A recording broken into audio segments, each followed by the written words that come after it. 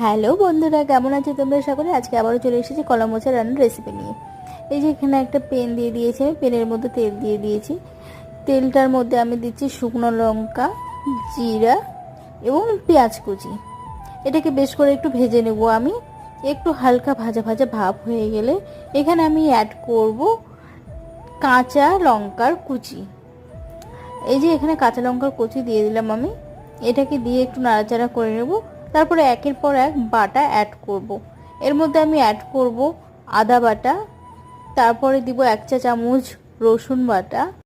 তারপরে আমি এটাকে ভালো করে কষিয়ে নেব।